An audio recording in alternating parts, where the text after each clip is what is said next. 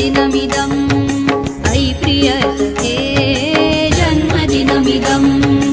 I प्रियसखे शन्तनोतु ते सर्वदा मुदम् शन्तनोतु ते सर्वदा मुदम् प्रार्थयामहे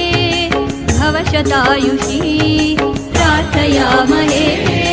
भवशतायुषी ईश्वरः सदा